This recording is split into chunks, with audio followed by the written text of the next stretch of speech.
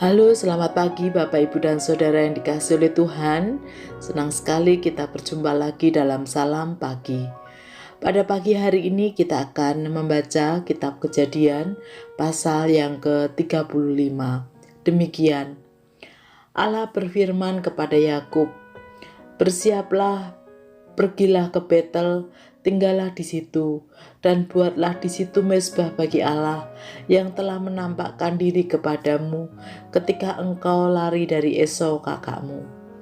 Lalu berkatalah Yakub kepada seisi rumahnya dan kepada semua orang yang bersama-sama dengan dia, "Jauhkanlah dewa-dewa asing yang ada di tengah-tengah kamu.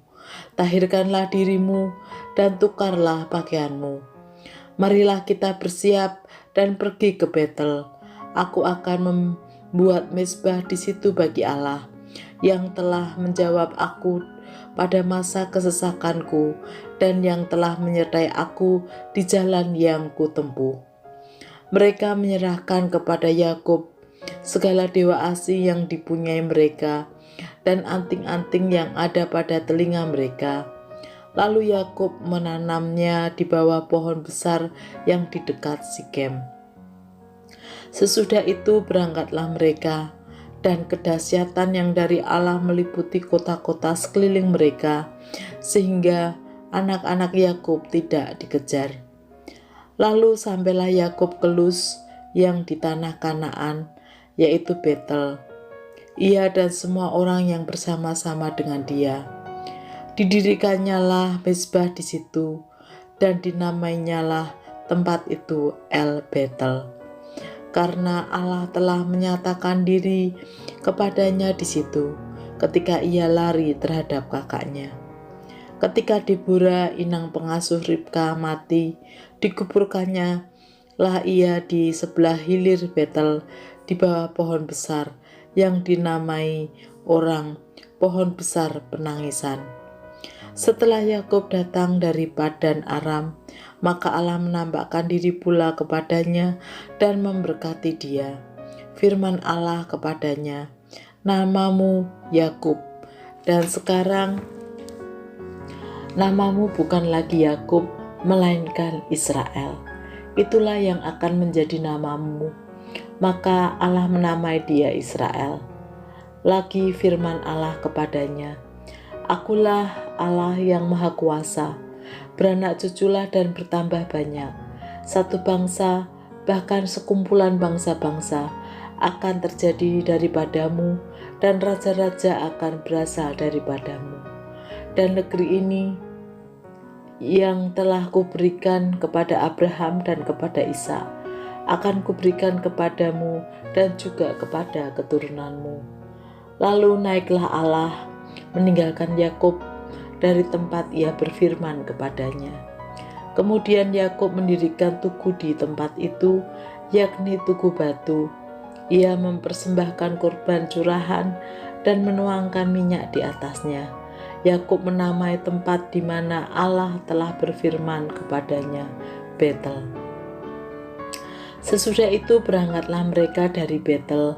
Ketika mereka tidak berapa jauh lagi dari Efrata, bersalinlah Rahel, dan bersalinannya itu sangat sukar. Sedang ia sangat sukar bersalin, berkatalah bidan kepadanya, "Janganlah takut, sekali ini pun anak laki-laki yang kau dapatkan." Dan ketika ia hendak menghembuskan nafas, sebab ia mati kemudian, diberikannya nama Ben-Oni kepada anak itu, tetapi ayahnya menamainya Benyamin. Demikianlah Rahel mati, lalu ia dikuburkan di sisi jalan ke Efrata, yaitu Bethlehem. Yakub mendirikan tugu di atas kuburnya, itulah tugu kubur Rahel sampai sekarang. Sesudah itu berangkatlah Israel, lalu ia memandang kemahnya di seberang Migdal Eder.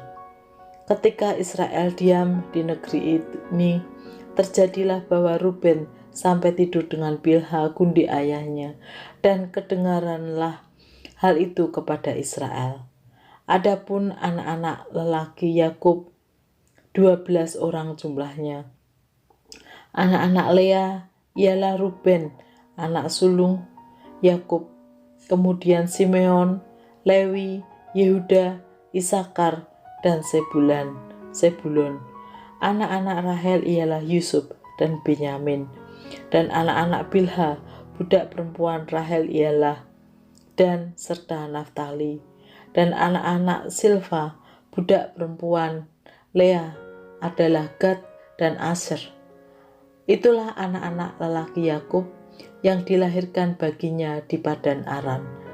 Lalu sampailah Yakub kepada Ishak, ayahnya, di Mamre dekat Kiryat Arba.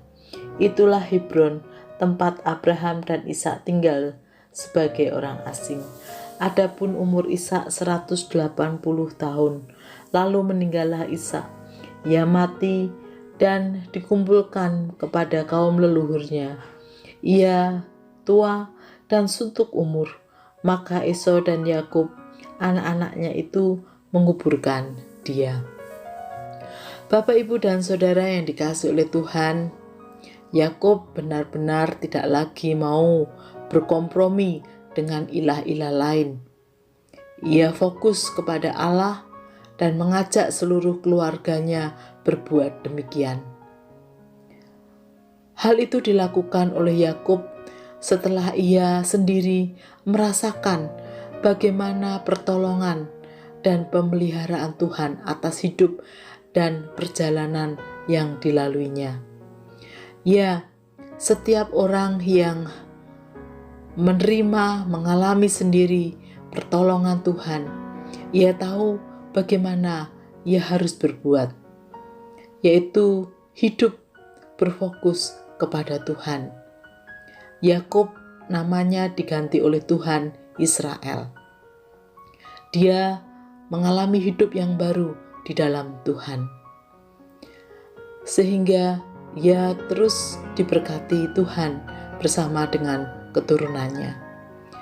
Kiranya Tuhan pun memampukan kita yang telah menerima pertolongan dan penyertaan Tuhan. Kiranya hati kita pun fokus kepada Tuhan.